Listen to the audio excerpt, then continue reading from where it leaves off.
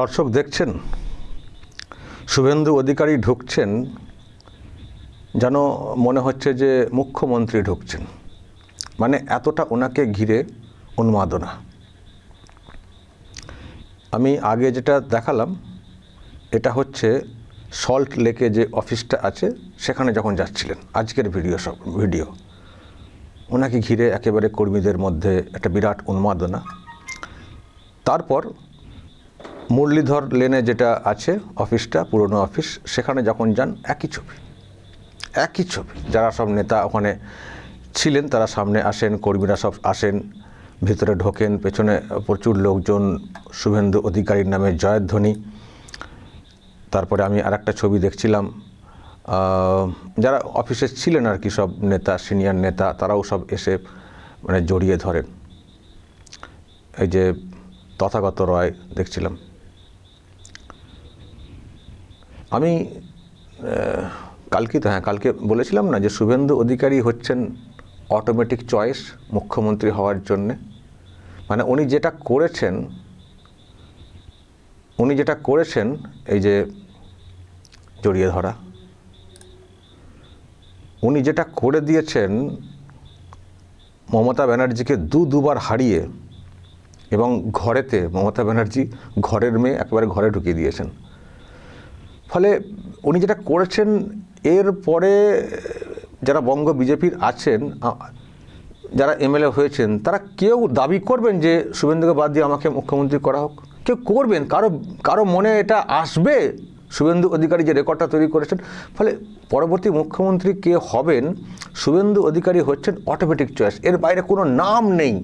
এই যে মুখ্যমন্ত্রী দৌড় বলি না, দৌড়ে উনি এত দূরে পৌঁছে গেছেন যে ওনার সঙ্গে কেউ নেই দৌড়ে। এটা সাধারণ মানুষ অনেকেই বলছেন। তো দেখুন, দলের যারা কর্মী নেতারা আছেন তাদেরও যা আজকে সব দেখলাম, শুভেন্দু অধিকারী যখন পার্টি অফিসে গেছেন, যেন তারাও সব ধরে নিয়েছেন শুভেন্দু অধিকারী মুখ্যমন্ত্রী দলনেতা, মানে পরিষদীয় মানে এর নেতা। তো উনি হলে যেভাবে আর কি দলের লোকজনেরা মানে গুরুত্ব দেন, সেই টাইপের লাগছে যেন মুখ্যমন্ত্রী হয়ে গেছেন শুভেন্দু অধিকারী, মুখ্যমন্ত্রী হয়ে শপথ নিয়ে যেন ঢুকছেন, এমন ভাব ওনাকে ঘিরে এতটাই উচ্ছ্বাস। ফলে এইগুলো না কোথাও মানে প্রমাণ হয়ে যাচ্ছে যে দলেরও লোকজনদেরও একটা মানে দাবি এসে গেছে যে শুভেন্দু অধিকারী মুখ্যমন্ত্রী। কিন্তু আসলে কে হবেন?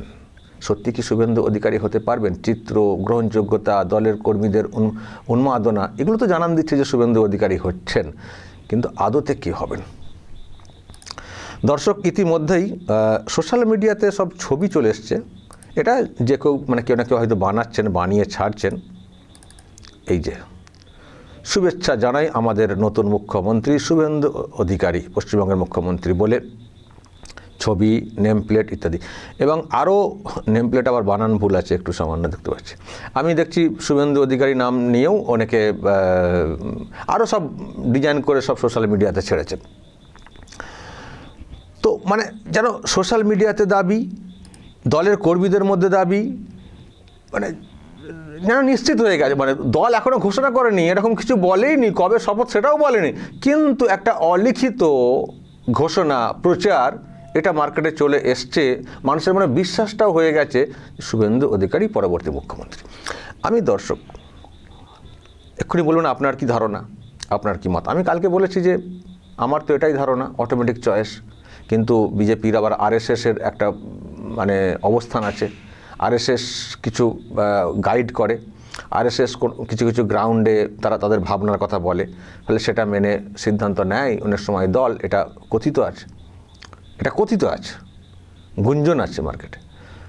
তো ফলে তারা যদি অন্য কোনো ভাবনা থেকে কাউকে বসায়, হুট করে নতুন একজনকে, যার কথা হয়তো আমরা ভাবিনি কখনো, সেটা অন্য বিষয়। কিন্তু অটোমেটিক চয়েস, যোগ্যতার দিক দিয়ে যদি বলা যায়, তাহলে শুভেন্দু অধিকারী। সত্যি দর্শক, শুভেন্দু অধিকারী যেমন হারিয়েছেন মমতা ব্যানার্জিকে, এই হারানোর পরেই তো রাতারাতি টিআরপি অনেক বাড়িয়ে ফেলেছেন। কিন্তু আর একটা তো ভাবতে হবে, একটা সরকার চালাতে গেলে সেই রকমই দক্ষ, বাংলাকে হাতের তালুর মতো জানা, অ্যাডমিনিস্ট্রেশন বোঝা, সেরকম লোকের তো প্রয়োজন আছে। তো শুধু মুখ্যমন্ত্রী করে দিলেই তো হবে না।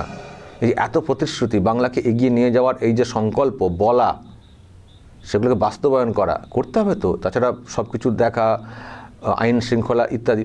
তো যদি একজন অভিজ্ঞ, যিনি সরকারের ছিলেন, চালিয়েছেন, সেরকম লোককে ওই পদে বসালে তো ভালো কাজটা হবে। তো সেদিক দিয়ে তো শুভেন্দু অধিকারীর কাছে কেউ নেই। তো তার জুড়ি মেলা তো ভার, তার মতো কেউ আছেন কি এখন?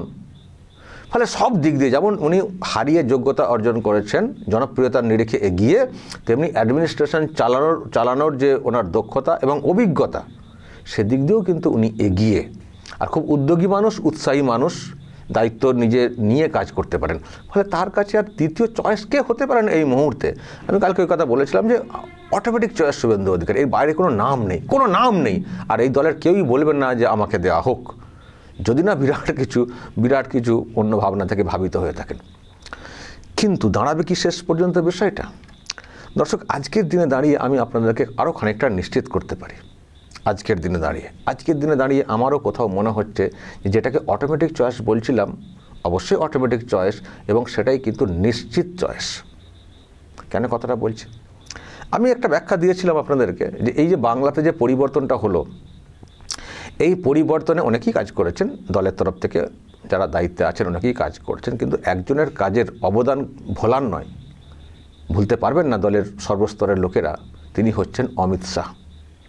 16-17টা দিন এই বাংলাতে পড়ে থেকে যেভাবে দলকে চাঙ্গা করেছেন, সবার মাধ্যমে, র্যালির মাধ্যমে, সাংগঠনিক বৈঠকের মাধ্যমে, প্রথম দফার যে ভোট, সেই ভোটের দিনে ওয়ার রুমে থাকা ইত্যাদি, যেন উনি কত একটা স্থির করে ফেলেছিলেন, একটা চ্যালেঞ্জ নিয়ে ফেলেছিলেন, উৎখাত করেই ছাড়ব।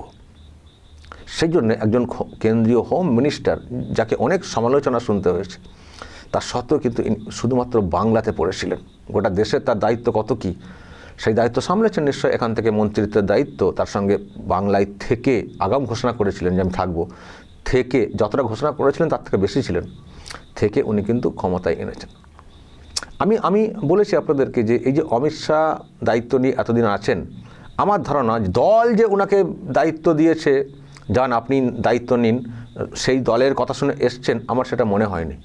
ওনার সদিচ্ছা, একাত্ম, ইনভলভমেন্ট যেটা আর কি দেখেছি, তাতে আমার কোথাও মনে হয়েছে দল না, উনি নিজে যেন দায়িত্বটা নিয়েছিলেন নিজে। মনে আছে সেই হিরো কাপের final, Sachin Tendulkar 1 over 4 run, কে বল করবেন, মানে সেই নিয়ে দ্বন্দ্ব হচ্ছিল কাকে বলটা দেব। শেষ ওভার সচিন তেন্ডুলকর নিজে বলটা চেয়ে নিয়েছিলেন, মনে আছে?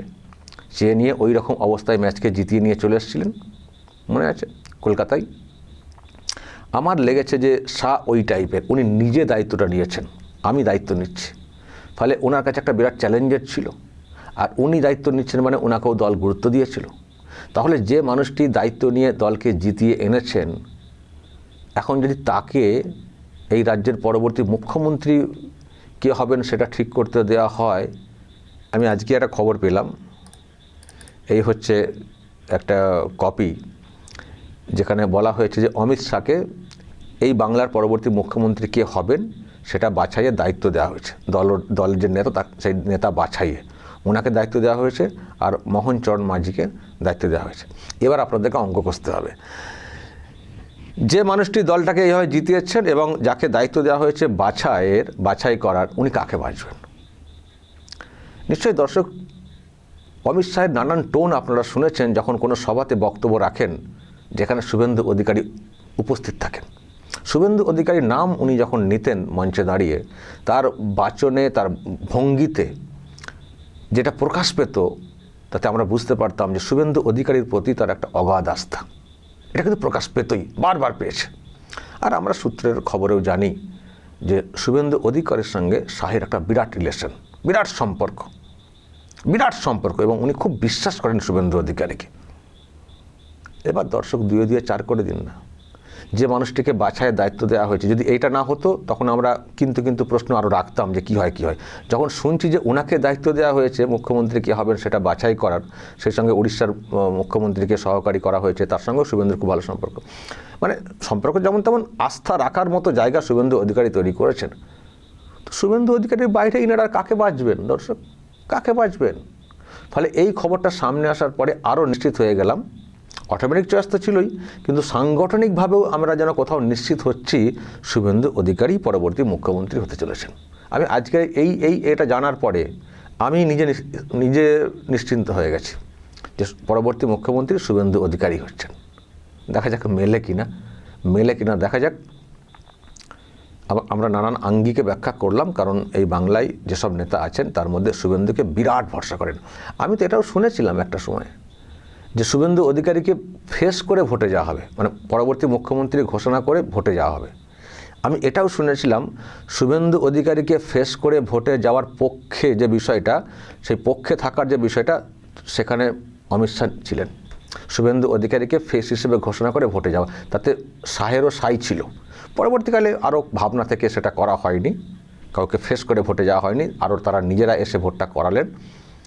কিন্তু যে মানুষটির এই রকম ইচ্ছে ছিল শুভেন্দুকে ফেস করে ভোট ঘোষণা, মানে 6 মাস আগে শুভেন্দু নামটা ঘোষণা করে দেওয়ার কথা ছিল, আমাদের কাছে সেই খবর ছিল একটা সময়। তো যেখানে শাহের এই মানে ইচ্ছেটা ছিল, বা শাহ এতে সহমত পোষণ করেছিলেন শুভেন্দুকে ফেস করার ক্ষেত্রে, তো যে লড়াই হয়েছে, শুভেন্দু অধিকারী যে ফাইটটা দিয়েছেন, আবার উনি যেখানে বাছাই পর্বের দায়িত্বে আছেন, তো শুভেন্দুর বাইরে আর কে হতে পারেন? ফলে আমি দর্শক আজকের দিনে দাঁড়িয়ে বলছি, মোটামুটি নিশ্চিত থাকুন শুভেন্দু অধিকারী হচ্ছেন এই রাজ্যের পরবর্তী মুখ্যমন্ত্রী। আর শুভেন্দু অধিকারী মুখ্যমন্ত্রী হলে সবথেকে কষ্টের যাদের কাছে হবে সেটা হচ্ছে ব্যানার্জি পরিবারের। কারণ শুভেন্দু অধিকারীকে এতটাই জ্বালিয়েছেন, নিশ্চয়ই উনি মনে রাখেন, উনি তো সব কিছু খুব মনে রাখেন, ওনার স্মৃতি খুব প্রখর, ডেট তারিখ ধরে কথা বলেন। ফলে টের পেতে হবে আইনগত দিকে নিশ্চয়ই ব্যবস্থাটা হবে, মারধর না, আইনগত দিক দিয়ে। কারণ এটা শুভেন্দুকে করতে হবে। উনি অনেক মানুষকে ডেট দিয়েছিলেন অনেকবার, এই ডেটে এই হবে, সেই ডেটে এই হবে, সেটা হয়নি। ক্ষমতা ছিল, ক্ষমতা ব্যবহার করে ওনারা প্রভাব খাটিয়ে স্টে অর্ডার ইত্যাদি নিয়েছিলেন। এখন তো সেই ক্ষমতা নেই, এখন শুভেন্দু অধিকারীর ক্ষমতা। ফলে যেসব চুরি হয়েছে, যেগুলো উনি বলতেন সব চুরির বিচার হবে, সেটা কিন্তু ওনাকে করে দেখাতে হবে। আর এটা করে দেখানোর ক্ষেত্রে আমি সেদিক দিয়েও বলবো শুভেন্দু অধিকারীর জুড়ি নেই। বাকি যারা আছেন তাদের প্রতি আমরা জানি না, তাদের অতটা বুঝে উঠতে পারিনি, শুভেন্দুকে যেহেতু এতটা বুঝে গেছি। ফলে শুভেন্দু অধিকারী সেদিক দিয়েও কিন্তু একজন যোগ্য মানুষ হবেন বদলা নেওয়ার ক্ষেত্রে, আইনগত ব্যবস্থা নেওয়ার ক্ষেত্রে, চুরিগুলো ধরার ক্ষেত্রে, আর সুশাসন প্রতিষ্ঠা করার ক্ষেত্রেও ওনার যা অভিজ্ঞতা, যা ভাবনা, যে দৃঢ়তা, আমি তো আর বিকল্প কাউকে খুঁজে পাচ্ছি না। দর্শক বলবেন যদি আপনাদের এই নিয়ে আরও কিছু বলার থাকে, আপনাদের কি মনে হচ্ছে, এবং যে মেজাজে উনি গেলেন বা যেভাবে ওনাকে ঘিরে উচ্ছ্বাস দেখানো হচ্ছে, সেটাতে কি ইঙ্গিত আসছে বলবেন আপনারা। যা বলার বলবেন, বা আপনারা যদি আরও অন্য কোনো নাম চান সেটাও বলতে পারেন। দেখি আপনাদের কি চয়েস। অবশ্যই মতামত রাখবেন এবং নজর রাখবেন আরামবাগ টিভিতে।